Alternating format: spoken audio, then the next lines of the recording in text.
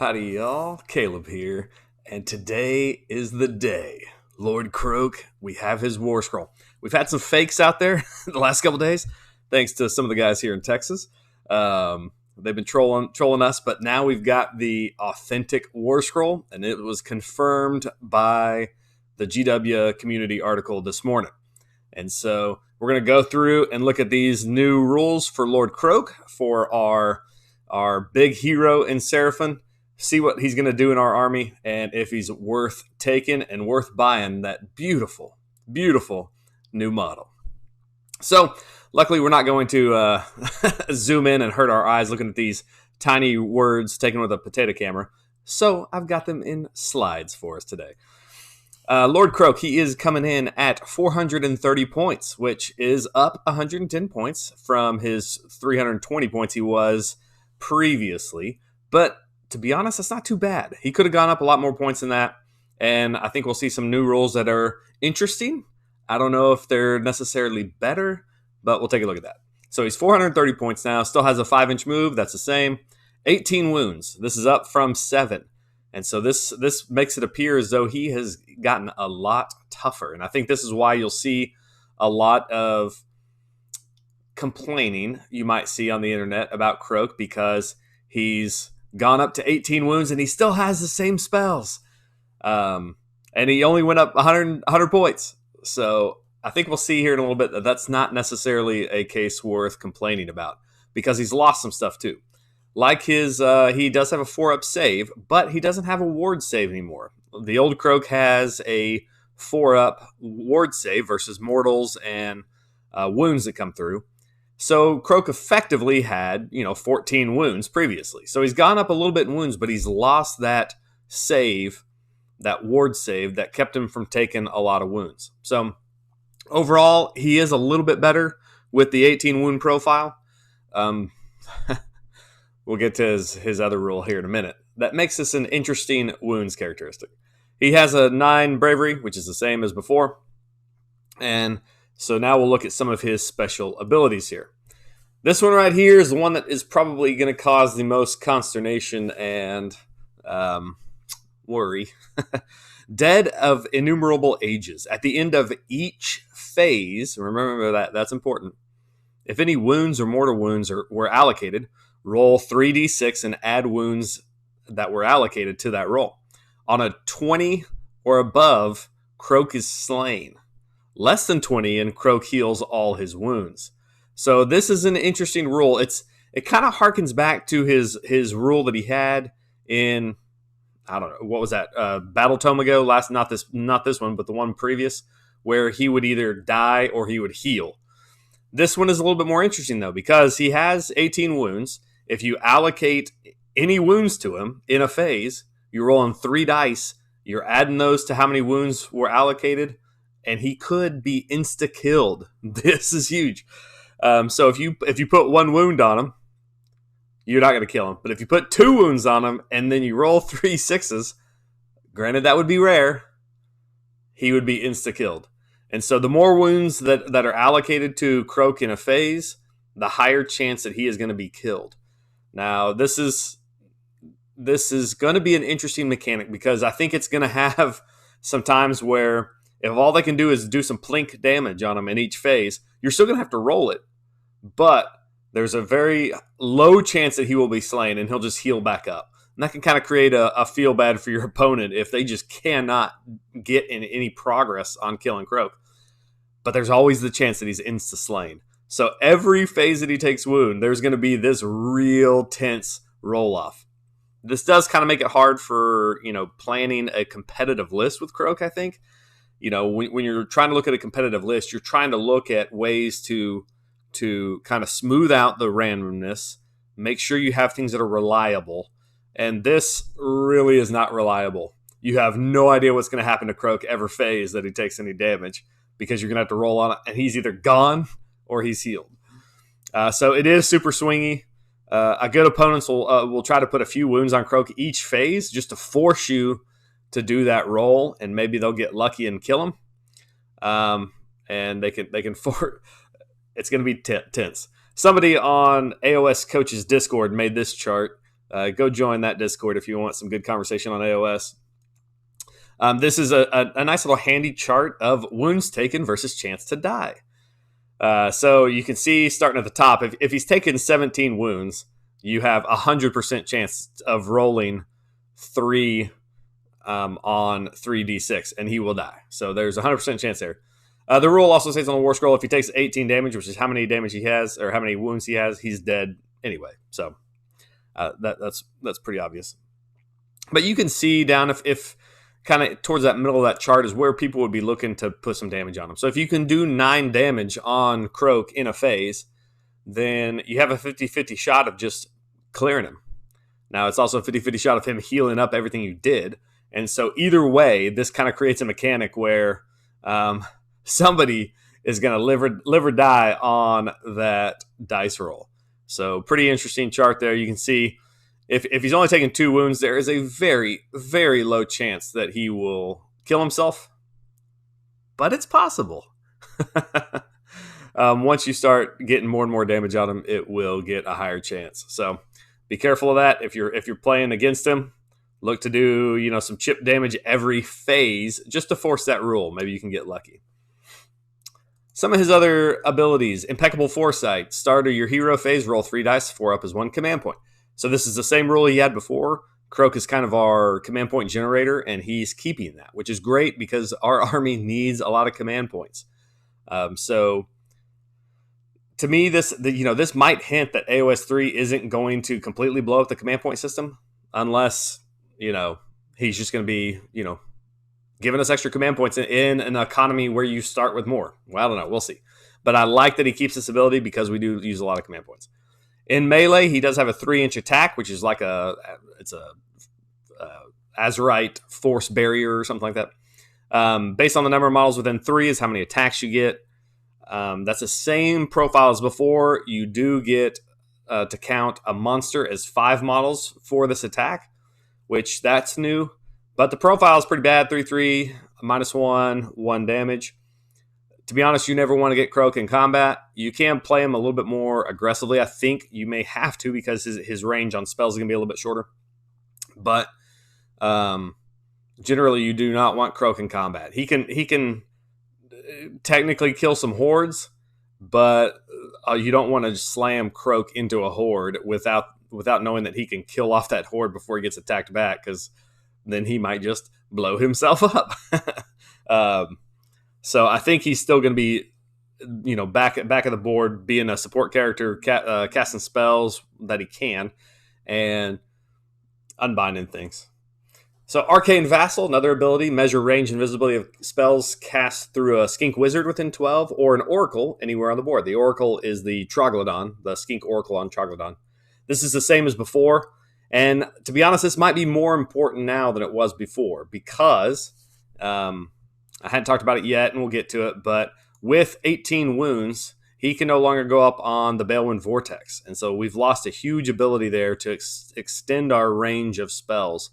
And so we do need to look at, if you want to be able to hit that spammable spell through Kroak, the Arcane Vassal is probably going to be your best attempt to reach the opponent. So take this into consideration, especially your skink wizards. Almost every list has skink star priests, and they are a skink wizard. And so look to utilize those within 12. Keep those ranges up so that you can add that extra 12 inches to Kroak's spells. Supreme Master of Order.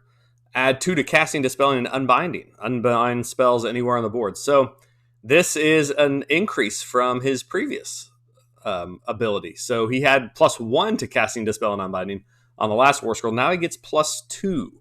That is very nice. In that now you can get him up pretty high. So with his +2 to casting, you can add on to that. With the Sacred Asterisms, you can give him another +1 to casting, dispelling, and unbinding. And with the Astrolith, you can give him +1 to his cast. So you can easily get Kroak up to +4 to cast in what would be a pretty standard list. And you could even technically, you could get him to +5 if you take another Slan to give him the extra +1 from the spell lore. I can't imagine you'll ever see that, but it is possible. So you're looking at Kroak is normally going to be at +4 to cast and +3 to unbind and dispel, which is quite good. Makes him very powerful in spell casting, especially because he can unbind anywhere on the board. So take that in consideration. That is, I think, I mean, that's one of Kroak's best abilities, his ability to control that magic phase. Can cast unbind 4 spells, and he knows all the lore of celestial domination.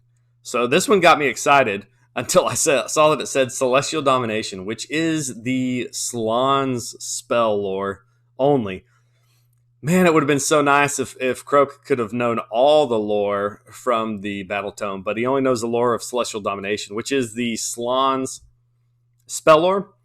And to be honest, it's not like fantastic. There is some good stuff here. So like Celestial Apotheosis, the first one, it is a good spell. Like, I like it. It allows you to heal. And so with Kroak probably being at +4, you'll probably get, the 10 plus casting and heal D3 wounds. This is nice in that you can heal a lot of stuff around you. Now, this will never be relevant to heal Kroak, because in your hero phase, Kroak will either be full health or dead. He will never enter a phase or be in your hero phase with any wounds allocated to him. And so you'll want to use this spell to heal things around you, like a Bastiladon, whose every wound is precious, or things. It's pretty useful. Healing is always nice, and you have a good chance of getting the D3 heals. Walk Between Realms. This lets somebody else fly, which is actually kind of doubling up on his command ability. We'll look at his command ability here in a second, but this lets a unit fly, which is a nice spell. If nothing else is in range in any of your other spells, maybe consider this if you need something to get over some terrain. Not real impactful, especially when you have a command ability that does the same thing. Mystical Unforging. This is a spell that allows you to destroy an artifact. Now, you do have to cast it onto a hero within 12 that actually has an artifact, and they'll suffer D3 mortal wounds, which is nice. And then on a 5-up, it'll destroy their artifact. This was always one of those spells I wanted to take, but I never really ever took it on my Slan because I needed to take another spell. I would switch to it occasionally if there was somebody with a really tough artifact, like Ethereal Amulet, which is gone, or one of those power artifacts. Now this is, I think, a spell that you can just always have in your back pocket, since Kroak knows it. If there is a hero within 12, and I'm assuming I'm adding 6 inches from the Astrolith Bearer, so within 18 of me, you have a 1/3 chance of destroying his artifact. That's not bad. That's pretty good. 18 inches is decent range to where you can probably hit something later in the game, not turn 1, obviously. Celestial Equilibrium. This one allows you to add 1 to casting for all friendly, and dispelling and unbinding for all friendly wizards other than this caster. So this is where if you had an extra Slan, you could boost Kroak up a little bit. This one you probably won't you won't cast it all that often unless you have a couple of Skink Star Priests near you. And notice there's no range on this, and so it's just all friendly wizards. So wherever they are on the board, they'll get +1 to their casting, which is pretty nice. If you do have a Troglodyte in your list, you can cast this and let the Troglodyte cast the Comet's Call at +2. Not too bad, but probably not used a whole lot with his spells. Stellar Tempest is, of course, number 5 here. Stellar Tempest is, of course, an excellent spell. This is the one I would always take. And you're picking one enemy unit within 24 inches, has huge range. You're going to easily do this turn 1, especially with +6 from your Astrolith Bear. So you're casting them onto a Horde unit, and you're going to roll 1 dice for every model in that unit. On a 5-up, they suffer 1 mortal wound. This is your Horde clearing spell. A fantastic spell. I always take this on Kroak, and now I don't have to fill up a lore spot. He'll just have it. And so this is really good. This is my favorite spell probably of the lore here, and that helps you kill out some hordes. Drain Magic has a casting value of 9. All in the spells within 24 inches that are not bound are dispelled. This is another good one that you never really wanted to take as your lore spell, but you would always kind of want if you faced up against somebody who had a lot of endless spells. And, if there's more than one endless spell on the table that's not bound, use this to get rid of them all in one sweep.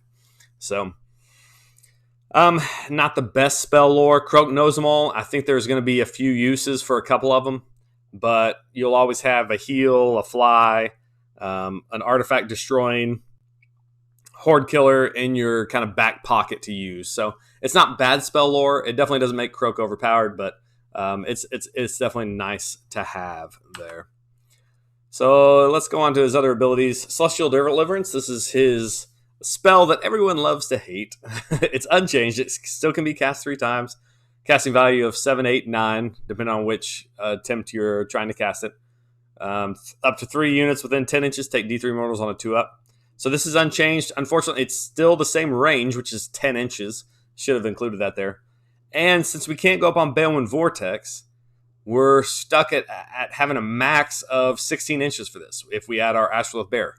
Previously, we could get it up to 22 inches plus the extra range from the Balewind Vortex. There were lots of tricks to be able to hit a lot of things turn 1 and beyond with the Celestial Deliverance. Now you're going to have to get Kroak in close. So 16 inches isn't bad, but it's definitely a lot closer than I'm generally going to want my magical, god of Seraphon to be. So this does definitely hurt his output, not being able to get the Balewind Vortex. You're not going to have a lot of chances to cast the Celestial Deliverance multiple times. So be looking for those spells that you can take. He's still got Mystic Shield. He's still got Arcane Bolt. And with that +4, he can easily get to that D3 on Arcane Bolt. He's still got his Comet's Call, which is his next spell.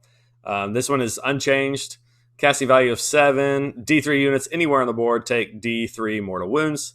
And D6 if the casting value is 10+. So you'll probably get to that 10+ a lot more often now, with Kroak being at +2 native, but probably +4 in your list. So that makes this spell a lot better. Makes up a little bit for not having Celestial Deliverance range that you'll need from Balewind Vortex.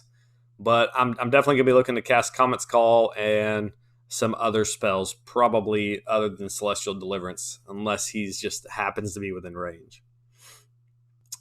His command ability, Supreme Gift from the Heavens. In the hero phase, D3 units, wholly within 18. You get +1 to save versus shooting, and you gain the fly. This is up from just 1 unit previously. This is nice. I would have rather it been up to 3 units instead of D3. Because here's another random element for Kroak. We see a lot of random elements. I mean, how many D3 and random dice does Kroak have on his Warscroll? It's quite a few. Especially for, what was one of those abilities? The Supreme Master of Order, who apparently has a very chaotic dice roll. Anyway, a good command ability. And I see this being used a lot against shooting armies, especially in the meta right now. There's a lot of shooting. And so you're gonna use this. You're gonna pump this out onto units around you. And if you do roll 3 units and then you cast a spell that gives fly to another one, you can have quite a few things that are flying in this army. But I really like that +1 to save. That actually helps Kroak too, because his probably his main threat is going to be to things versus shooting. As people probably still aren't going to want to get too close to him, since he has that close range spammable spell. And so really shooting is his weakness, and this gives you a nice +1 to his save. So those are his abilities. Maybe let's look at some downsides. I think the biggest downside to Kroak that we have right now is the lack of Balewind Vortex. He does lose that +1 to save he got on Balewind Vortex. He loses the extra spell, and he loses the extra range. You also lose some of those tricks of being able to dispel Balewind, move it, cast it again. Now you'll just have to move Kroak the old-fashioned way, 5 inches at a time. But this does drastically reduce his damage. Without the Balewind Vortex, his spammable spell is not going to be as much of a threat. I think a lot of people are going to be able to just ignore him as far as damage output on the board, because he's going to have to get a lot closer to use those spammable spells, which is where most of his damage was coming from. The spell lore is lacking. We talked through some of those spells, and some of them are decent support, but really the only one that does much damage is going to be that Stellar Tempest. It's a great spell, specifically designed at hordes, but we've had that already previously. So he's not, his damage has gone down. He knows all the spell lores, but it's not really helping make up for that damage that he's lost. He doesn't have a ward save anymore, so take that in consideration. And he can insta kill himself. So there is that randomness of you're not real sure if he's going to be in your army the whole game. Statistically he's going to be hard to kill, statistically, but you know how statistics go. If you're one of those people that roll lots of sixes, be careful because you'll insta kill Kroak. I think Source Guard and the Astrolith Bearer are still necessary.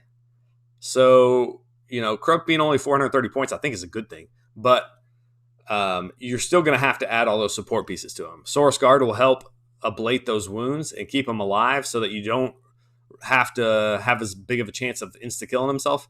And Astrolith Bearer, I think, is still necessary to give him that extra range, +1 to cast, and a ward save. So I think not a lot has changed in list building for Kroak. Maybe that's a good thing. We can slot him in. We just have to increase little points. We don't have to include Balewind Vortex anymore. So really, his points went up, about 60 points. If we count in that the Balewind Vortex is no longer in there. Upsides, you can easily get Kroak to 4-up save. 2-up Warscroll, 1-up on the Astrolith, and 1-up from the Sacred Asterisms. And he'll be 3-up to Dispel and Unbind, using those same things. So he's still a magical powerhouse here. He is still going to dominate that magic phase, shut down the opponents, and he'll get off a lot of spells that you're looking to get off with Kroak.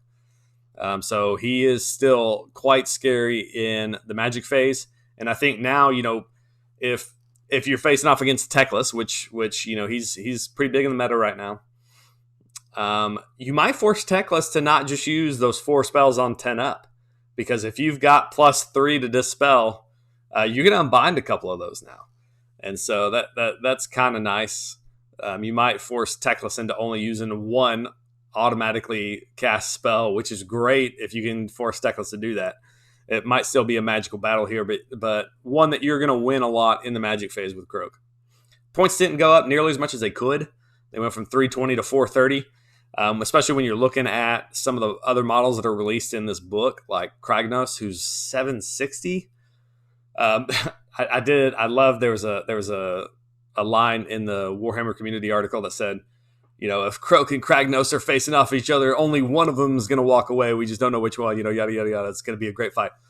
Never get Kroak in with Kragnos.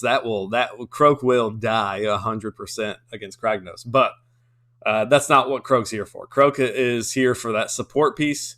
He's generating you command points. He's dominating the magic phase. He's casting buffing spells. He'll do a little bit of damage, not nearly as much as he did before, but he's also not breaking the bank in your army. So, the upside with some unlucky dice rolls, Kroak will be very hard to kill. So, maybe I said that wrong, but with some lucky dice rolls, Kroak will be very hard to kill because as people are putting damage into him, as long as you don't roll real high on that 3d6, he's going to stay alive. And there's a very good statistical chance that you will keep him alive most of the game. Conclusion, he still, I think I've said this a couple times, he still needs that standard support to be competitive. So you're looking at probably allocating 670 points in your army to this loadout, which would be 5 Source Guard, Astrolith Bearer, and Kroak. You don't have to worry about Balewind Vortex. You can take some other endless spells if you were taking endless spells in your army. But I think he still needs those items to be competitive. That will help you keep him alive, which sounds funny when you have a model that can heal everything every phase, but this will help remove that chance of rolling bad and killing Kroak on a bad roll. He is going to be doing less damage, but I think he's still a great utility and support piece. He's going to shut down the enemy's magic phase and he gains you command points. He'll sometimes lose games when he kills himself, but sometimes he's going to win it when he stays alive and they just cannot kill him. It may kind of introduce that feel bad mechanic that some people talk about where either, your opponent can't do any damage to him, and that feels bad. Or they do 2 damage to him, you roll high, and he insta-kills himself, and that definitely feels bad for you. Overall, I think he's still a great piece to put in your army. I'm going to buy the model. It's a beautiful model. It's going to be a ton of fun to paint. It didn't go up much in points, so I think you can slot him into most Seraphon armies fairly easily, and he's still going to do a lot of what he did before. He's not going to do near as much damage, which will probably help some of the complaining against him, but he's going to be pretty tough to kill in most instances, and especially if you load it out right, it can be very hard to kill. Let me know what y'all think about the new Warscroll. How are you planning on using him in your army? Are you playing Kroak aggressive and taking 15 Source Guard and marching him up the field as an unkillable beast? Or are you going to sit him at the back of the board by himself and just generate command points and control the magic phase? Let me know what you guys think. Kroak, good or bad? I think I'm in the good phase. I think I like it. It's not overpowered. It's got some definitely some randomness, but I'm excited to get him on the table. All right, guys.